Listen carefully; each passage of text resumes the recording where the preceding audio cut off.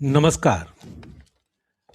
मैं कहानियाँ सुनाता हूँ कि 677वीं कड़ी में आप सभी का हार्दिक अभिवादन, अभिनंदन, स्वागत और आभार।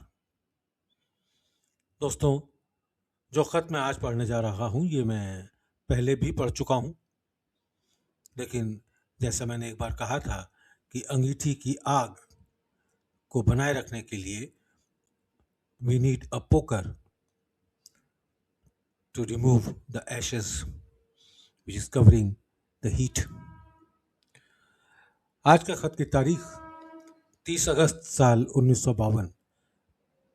मास्टर ईश्वर सहाय जी को खत लिखा। बिरादरम तस्लीम, मैं जब लखीमपुर था तो पंडित जी ने माफी मांगी थी और इस तरीके से कि मैंने दिल से माफ कर दिया। अब उनके पिछले करतूत का मुझे ख्याल नहीं है, बल्कि ख्याल ये है कि अब ये कैसे संभलेंगे। इनके सूक्ष्म रूप में वो चमक दिखाई नहीं देती जो उनकी गुस्ताखी से पहले थी, बल्कि अंधेरा भी महसूस होता है और दाहिने और बाएं तरफ ऐसा मालूम होता है जैसे कुछ डोरे से पड़े हों। आप भी देख लें कि यह ख्याल मेरा ठीक है। अगर है तो उसके दूर करने की फिक्र करना चाहिए और उनके ये खराबी गोश गुजार कर देनी चाहिए, यानी उनके कान में भी डाल देनी चाहिए। इतनी बड़ी गलती एक इनिशिएटेड मेंबर से कभी उम्मीद नहीं की जा सकती। खैर, उसका ख्याल तो मुझे कतई काफूर है, मगर इस खराबी पर निगाह है और इस काम के लिए मैं हजरत लालाजी साहब को तकलीफ नहीं देना चाहता। तावक्ते यानी तब तक जब तक वो यानी पंडित जी अपनी मोहब्बत से मुझे खुद न मजबूर कर दें, और भाई अगर मजबूर कर दें तो उन्हीं की ताकत मेरे जरिए काम करेगी। मैं अब कुछ कमज़ोर हो गया हूँ। ना ताकती यानी वीकनेस, ना ताकती वीकनेस, ना ताकती हर वक्त दामनगीर रहती है और हर नकल व हरकत में उसका एहसास होता है। मगर भाई, मुझे ये इत्मीनान ज़रूर है कि हर चंद पीरे खस्ता जिगर नातवा शवम, आदम की याद रूहे तो करदम जमा शवम। हालांकि ये टूटे जिगर का बूढ़ा कमज़ोर है, मगर उस समय कि जब मैंने तेरी आत्मा को याद किया तो मैं जवान हो गया। मैं जो काम उसके आश्रय में कर सकता हूँ जवानों से नहीं हो सकता। मगर साथ ही साथ ये भी है कि मेरी तबीयत कुछ ऐसी बुझ गई है कि उसमें शोला पैदा नहीं होता और पूरी हिम्मत नहीं बनती और इच्छा शक्ति भी पूरी हालत में मौजज़न नहीं होती, एक्टिवेट नहीं होती। इसलिए कि मैंने ये चीज़ लाला जी से प्रार्थना करके खिंचवा ली है। इसलिए कि जैसा आपको मालूम है कि विल बंधते ही असर होता है और दमजदन यानी एकाएक मैं बड़ी से बड़ी चीज को पाश पाश कर सकती थी। ताहम यानी फिर भी इशारे में बहुत कुछ हो जाता है। पंडित जी के लिए वाकई जो मुझसे हुआ बहुत ही हो चुका, उसके वो कदरदां नहीं हो सकते, क्योंकि उनको समझ का और एहसास का मादा नहीं है। वो भी ये चाहते हों, मुमकिन है कि पीर खुद बने और उनका मुर्शिद यानी उनका पीर उनका मुरीद होकर तालीम करें। पीर कहते हैं गुरु को। मुमकिन है कि पीर वो खुद बने और उनका मुर्शिद उनका मुरीद होकर तालीम करे। अपने आप को पंडित जी तौलें तो कदम कदम पर उनको यह नुक्स मिलेगा, मगर इसके दूर करने की वो कोशिश नहीं करते और मुमकिन है कि उनकी समझ में ये चीज ही ना हो। मैं तो भाई कुछ इस तबीयत का बना हूं कि कोई मुझसे अपनी जूतियां सीधी कराकर तालीम ले ले, तब भी मुझे कोई परेशानी नहीं है। मगर बदतमीजी मुझे किसी भी हालत में पसंद नहीं होगी। और फिर मुझे कोई 1000 सलवातें सुनाए, सलवातें मीन्स कमेंट्स, बातें सुनाना, मुझे कोई 1000 सलवातें सुनाए, सब गंवारा है।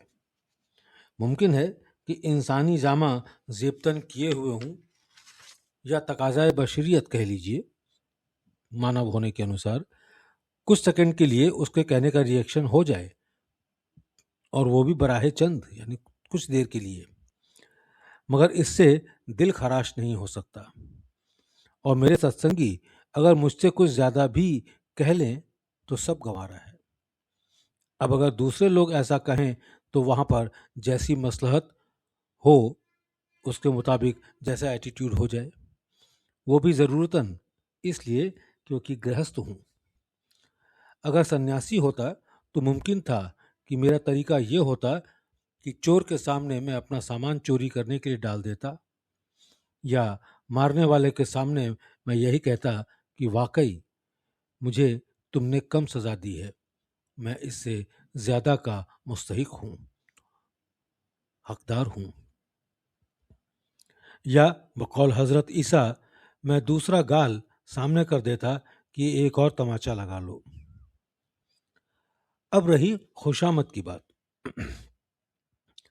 मैं भाई फुसलाने में और खुशामद में अक्सर आ जाता हूं, और ये सही है।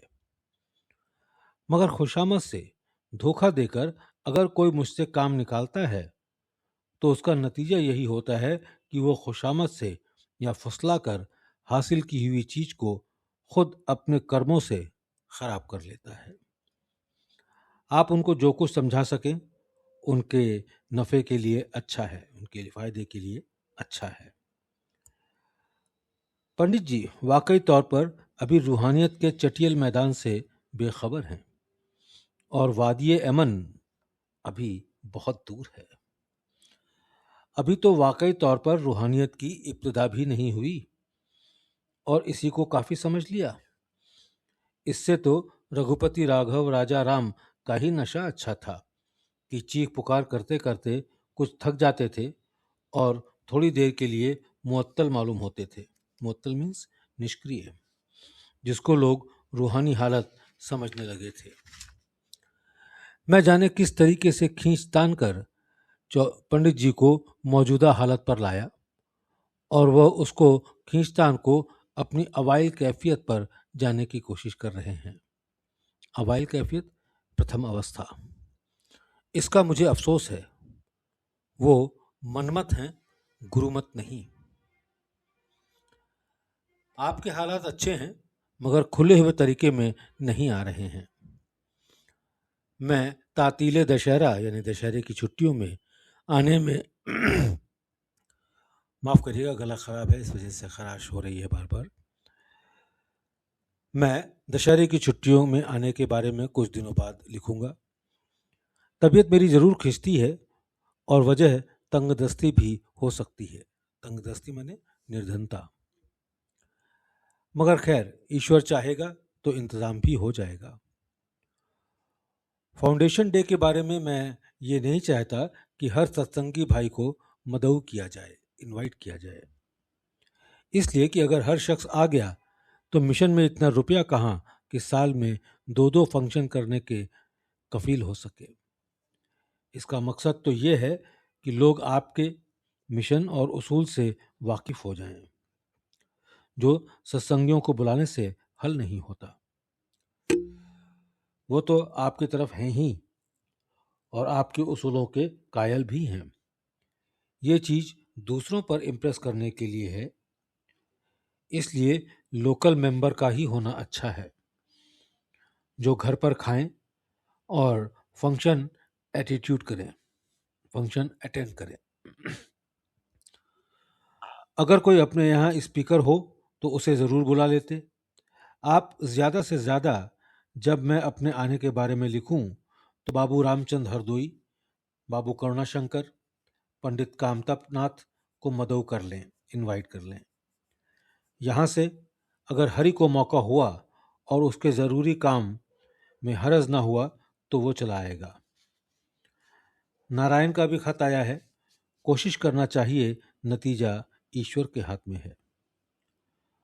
कस्तूरी को अक्सर और बेशतर एनर्जेटिक तवज्जो यानी यह ख्याल करके कि तंदुरुस्ती उसकी अच्छी हो रही है और ताकत बढ़ रही है दे दिया करिए, मगर इस तवज्जो के देने से पहले यह ख्याल बांधना लाजमी है कि हर उज़ यानी अंग अंग से उसकी बीमारी धुएं की शक्ल में बाहर निकल रही है।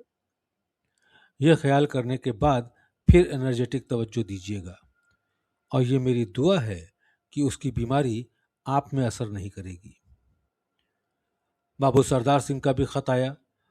उसमें उन्हें 3 रिंग्स मालूम हुए, 2 एब्सेंट हो गई और 1 नहीं हुई।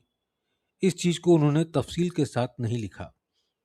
अब उनसे पूछूंगा ताकि मैं कुछ सोच सकूं। बच्चों को दुआ।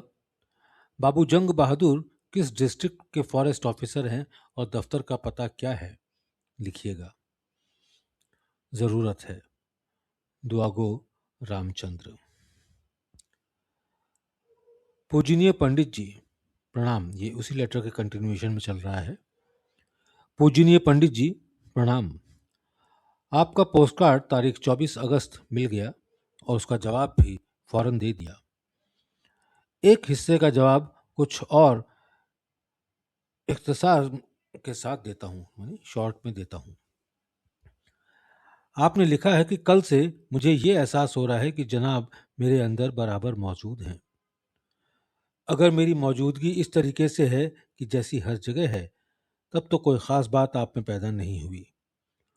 और अगर इतना ही एहसास है कि मैं आपके अंदर मौजूद हूँ, तो ये नैरो माइंडेडनेस की दलील है।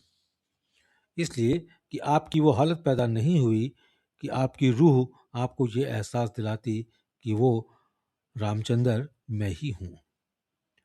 आप जो चाहते हैं अमल करना शुरू कर देते हैं, खुद मुख्तार और मनमत। सीढ़ी ब सीढ़ी आप चढ़ना पसंद नहीं करते, जिसको मैं अक्सर मौक़ों पर ख़ास सोहबतों में समझा चुका हूँ।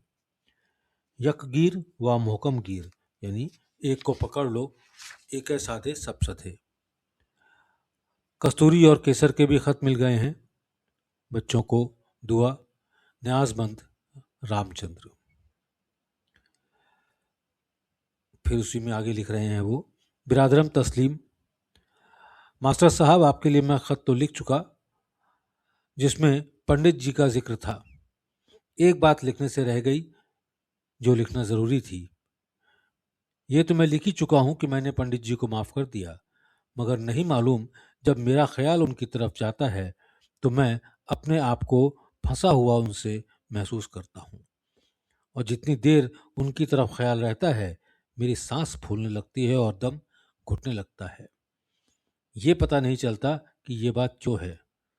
बहरहाल तकलीफ दे ज़रूर है। मुमकिन है कि मेरी किसी वक्त की गलती अब इस तरीके में भोगाई जा रही हो। ईश्वर बेहतर जानता है। कहीं ये मामला तो नहीं है कि आंखों का था कसूर, छुरी दिल पे चल गई। इस तकलीफ से निजात मिले, क्योंकि मैं एक कमज़ोर आदमी हूँ। मुझे तो ठंडा बुखार भी शदीद गर्म मालूम होता है। फ़कत दुआगो रामचंद्र।